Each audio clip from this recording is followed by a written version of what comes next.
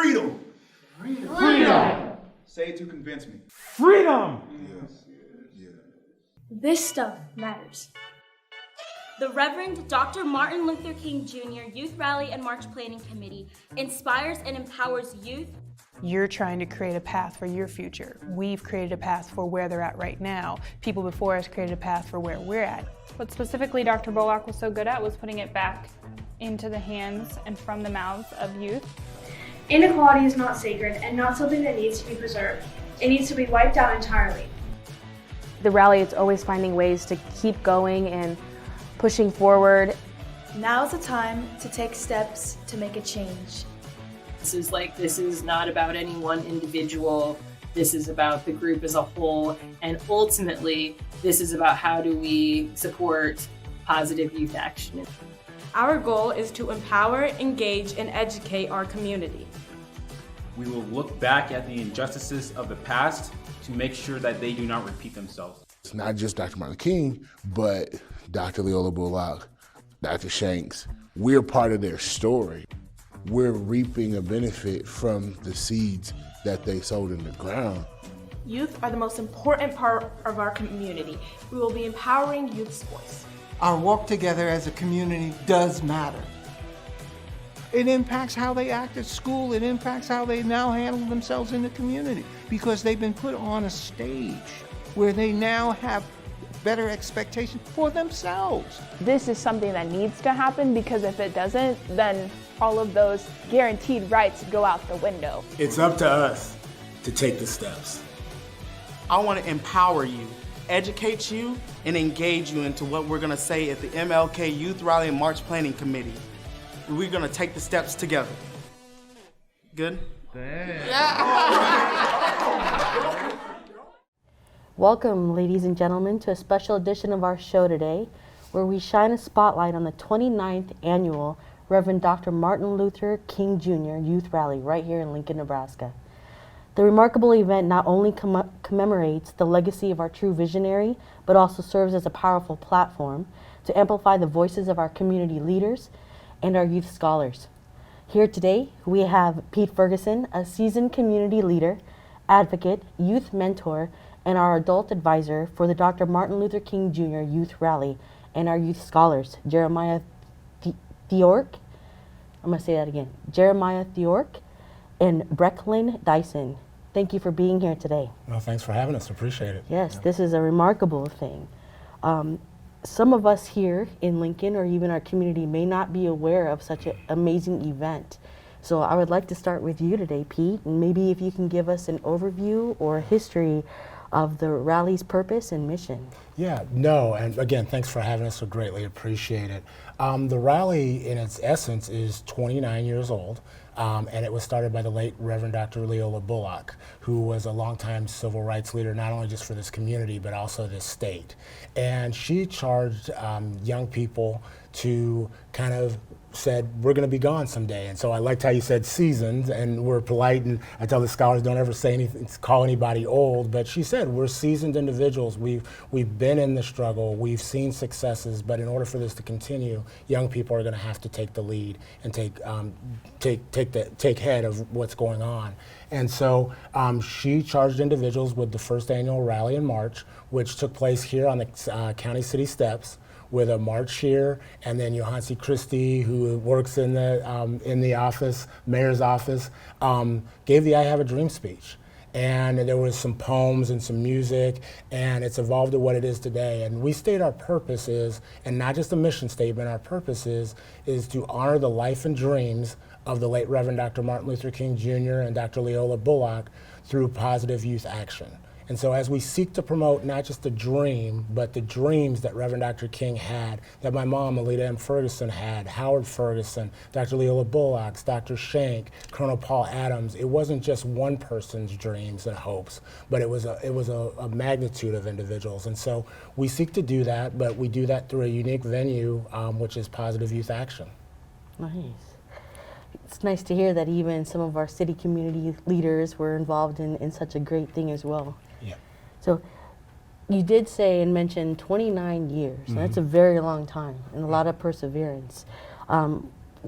Give us some insight or highlight some resilience or events that had happened during the 29 years of this planning of this event?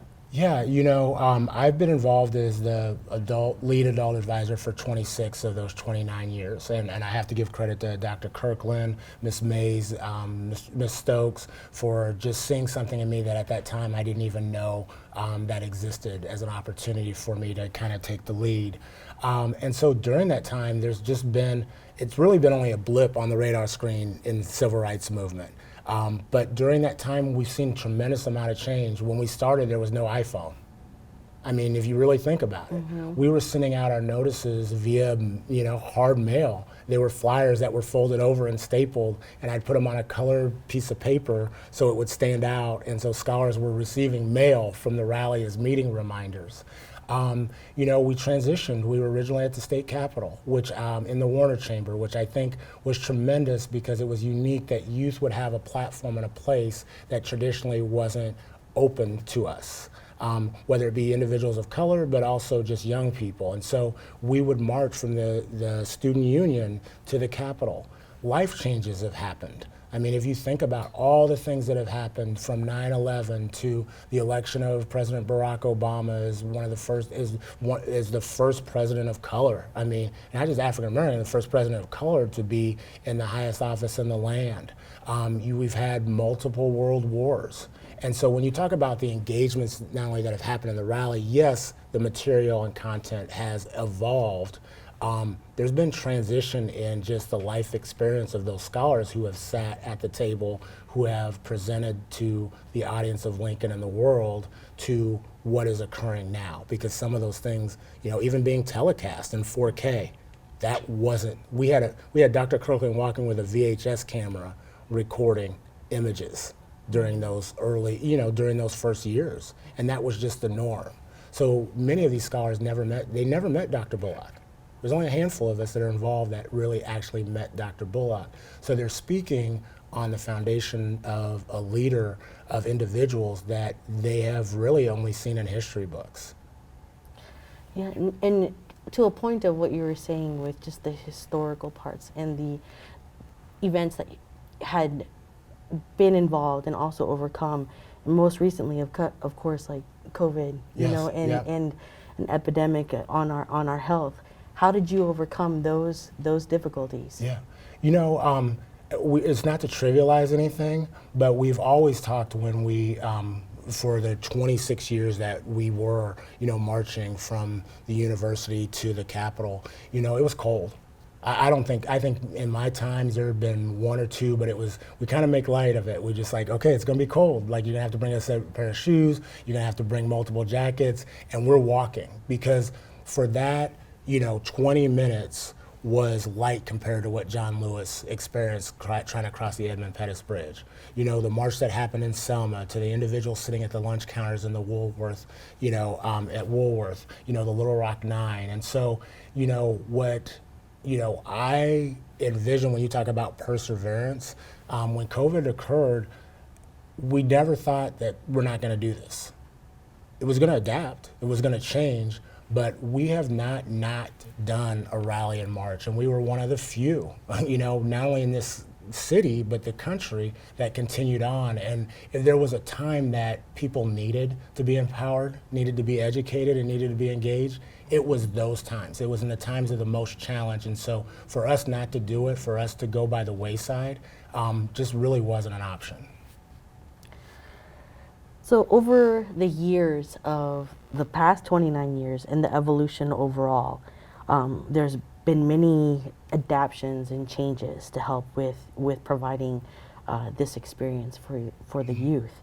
And you've touched base on like the technology and the changes and the camcorders and VHS. I'm not sure if our scholars even know what the beta, they may a not VHS even, they're going to go home and look it up and see where it's at. So.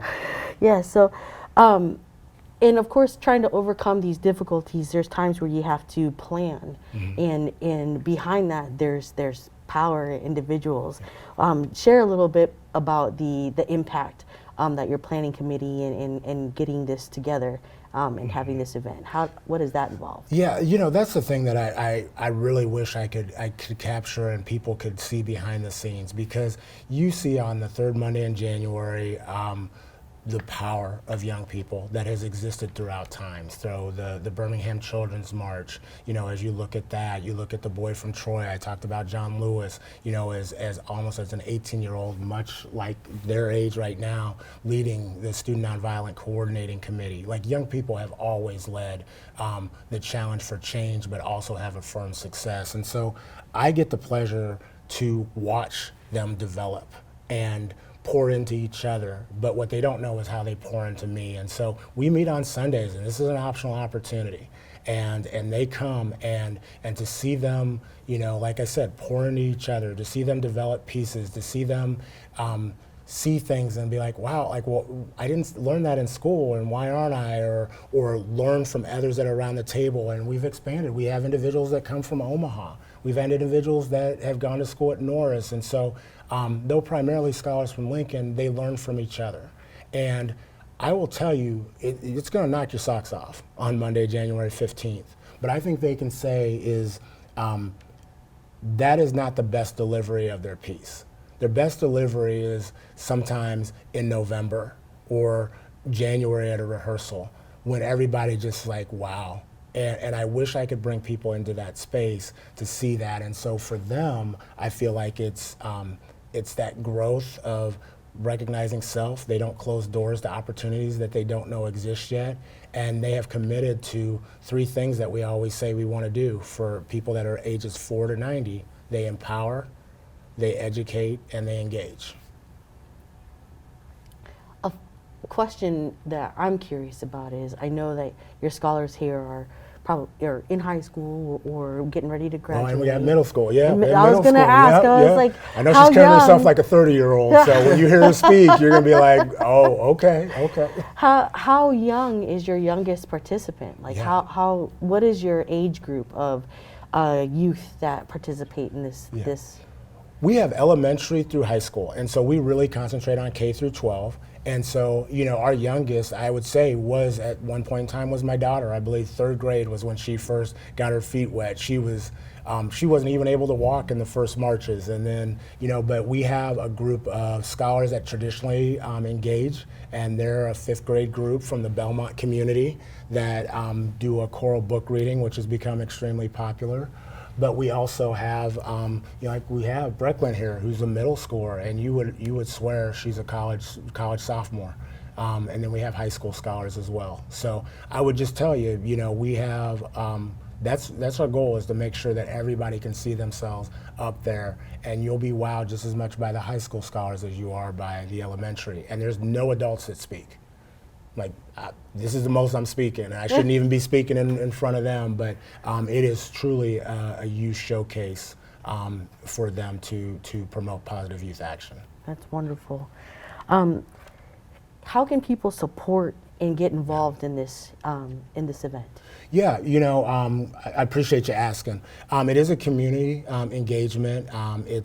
We have strong supports. We call them stakeholders from various entities across the community. But you can go to mlkyouthrally.com, and that is our website. We'll post updates. But please, as you scroll down, look at our list of stakeholders. It's not one type of business. It's not one type of organization. There's families, there's individuals, there's collective entities, there's educational institutions from across not only the state, but also we have some from across the country. And so if it so fits and aligns with your purpose, with what our purpose is, you can go on there, you can make a contribution that will go directly to support the activities and the engagement and the education that the Rally and March provides. And again, that's mlkyouthrally.com. It will also give you an opportunity to connect, and I would be happy to discuss with you, other ways, whether it's your time, talent, and treasures. Wonderful. So this is really important and real big for our youth, and it's a power of a student voice. So what's a pivotal role of the student voice in driving this change? Yeah, I think, as I said it before, and you're going to definitely hear from both of them, and I'd love to hear their perspective. But again, throughout time, I think people don't understand, like, it has been young people that have led change, that have led positive change, that has led necessary change. And have been proactive, not just reactive. And I think a lot of people think when something happens, the young people get out there and they start. No, they've been proactive, and oftentimes we don't listen as adults. And so I think that's the power in this, is that they reflect on the past and honor it, but they acknowledge the present, but they really are pushing forward to the future. And that's why the theme is, walk together with love. Walk together with love. And you can't do that just on the side or in back. They're going to take the lead in doing that and showcasing what that looks like with their content, but also with their presence there that day. Now shifting gears to our next guest, we have inspiring speakers ready to share their unique perspective and insights. Let's continue the journey of empowerment and positive change. With further ado, let's welcome MLK Junior Youth Scholars, Brecklyn Dyson and Jeremiah Theork. Thank you for having us. Yes, Pleasure to be here. Thank you for being here. So this is the 29th annual rally, and just curious if this is going to be your first participation in this rally. Is this the first time both of you will be working on this? This will actually be my second and final year working on it. Okay. This is also my second year. This is also your second year. Very nice. So, what motivates you to be involved in this event? For me, it's just the mission. What we are doing here is going to impact. It might not impact the whole world, but it's going to change some lives, and that's what's really important to me. And you? For me, it's just the continuation of the continued youth input and the youth action that they have for the Lincoln community and how it's broadcasted throughout the Lincoln community for the Lincoln community. I'm so proud to just be a part of this group, and to be involved and put my input towards it, and that's the reason behind my involvement. What can you share for us to expect at this year's rally? I mean, you can expect a whole lot of great speeches, but you can also expect to not just sit there for 2 hours. It's interactive, it's fun, and you really, you think it's gonna listen to a bunch of kids speak, but what you're really hearing is a bunch of mature, they're kids, but they're mature, and you're gonna hear some really, really great speeches. Definitely. We have a few new inputs this year I think that you guys will really enjoy, so stay tuned. Okay. So power and voices and hearing everyone is really important. So discuss the essential changes and the things that could be a positive outcome from your guys' speeches and the other performers. You want to go first on this one? I'll think for a second. Sure. So it's essentially for our speeches, we handcrafted them from the beginning. We started, early in the fall until now, and we're still working on it to, still prep and finalize things. But with our speeches, we incorporate not only our own life experiences, but also the past experiences and how they translate to today. And I feel like with our pieces, I feel like they're very impactful to connect with us, and with us also connecting with the youth of Lincoln. I feel like a positive outcome of this year will be just the different stories you hear, and like you said, different perspectives and different outcomes from life, and that I feel like can really connect with every single person in the audience. Your guys' participation in this rally, explain the impact you guys had on each other. I feel like for me personally, being one of the younger, especially last year, you really get to learn a lot, and people are leaving, but I'm also coming in, and I really hope that I can take something that they did and learn from it and help the rally as we move forward.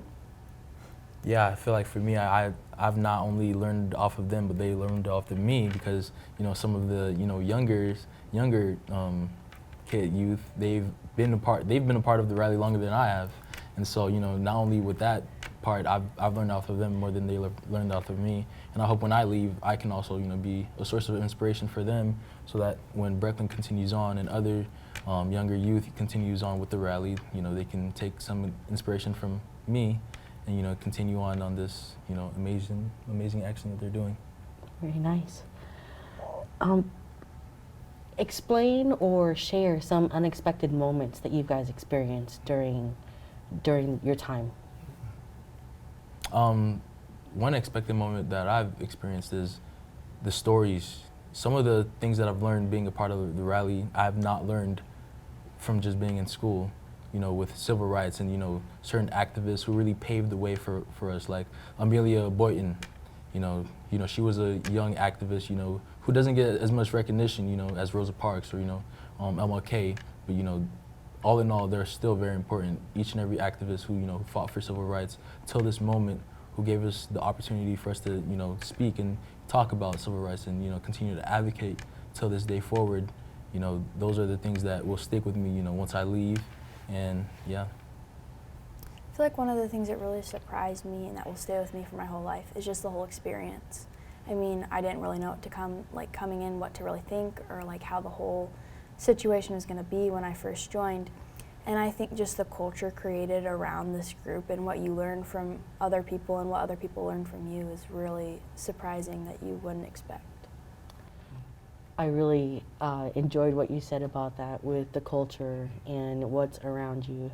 I think that there's a lot that you can learn from your peers and your community that you don't really learn from school books, and that you're able to experience those things in other people's lives and stories. So it's very, very powerful to hear a youth and to see youth do that and say that. So I appreciate that very much. Do you have any thoughts of other things that can be accomplished from this rally moving forward? Oh yeah, just our outreach. You know, we're for the community of Lincoln, but you know, and just the outreach. If we can continue our outreach onto Omaha, you know, or into closer towns, you know, I think that would be very special. You know, for them to know that, you know, this cause is important and it deserves to be known. It deserves to be known worldwide what we're doing. I think we can just stretch, like you said, just everywhere, and I feel like that impact will hit people and things are going to happen, things are going to change, and I feel like our outreach could really help a lot of people and what we're saying could connect with a lot of people. I think it's really important that we do have youth that are our leaders to inspire our younger youth and even adults that, you know, don't get to see the life and the stories from other people's eyes. You know, you probably touch a lot of people in many ways. As we conclude our special segment, a heartfelt thank you to Pete Ferguson, our esteemed community leader, and our dedicated scholars here, Jeremiah Thork and Brecklin Dyson, who have generously shared the rich history, personal stories, and ongoing work of leadership and empowerment associated with the Reverend Dr. Martin Luther King Jr. Youth Rally. To our viewers, if you are inspired and interested in becoming active participants or supporting this ongoing journey for positive change, please reach out to Pete and his scholars. Your involvement can be a catalyst for meaningful impact. Let us join hands in building a future where every voice is heard and every story matters. Thank you, Pete. Thank you, scholars. Thank you. Thank you. Thank you. Until next time, let's continue striving for a better, more inclusive tomorrow. Goodbye and take care. Freedom! Freedom! Say it to convince me. Freedom! Yes. Yeah. This stuff matters. The Reverend Dr. Martin Luther King Jr. Youth Rally and March Planning Committee inspires and empowers youth. You're trying to create a path for your future. We've created a path for where they're at right now. People before us created a path for where we're at. What specifically Dr. Bullock was so good at was putting it back into the hands and from the mouths of youth. Inequality is not sacred and not something that needs to be preserved. It needs to be wiped out entirely. The rally is always finding ways to keep going and pushing forward. Now's the time to take steps to make a change. This is not about any one individual. This is about the group as a whole. And ultimately, this is about how do we support positive youth action. Our goal is to empower, engage, and educate our community. We will look back at the injustices of the past to make sure that they do not repeat themselves. It's not just Dr. Martin King, but Dr. Leola Bullock, Dr. Shanks. We're part of their story. We're reaping a benefit from the seeds that they sowed in the ground. Youth are the most important part of our community. We will be empowering youth's voice. Our work together as a community does matter. It impacts how they act at school. It impacts how they now handle themselves in the community because they've been put on a stage where they now have better expectations for themselves. This is something that needs to happen because if it doesn't, then all of those guaranteed rights go out the window. It's up to us to take the steps. I want to empower you, educate you, and engage you into what we're going to say at the MLK Youth Rally and March Planning Committee.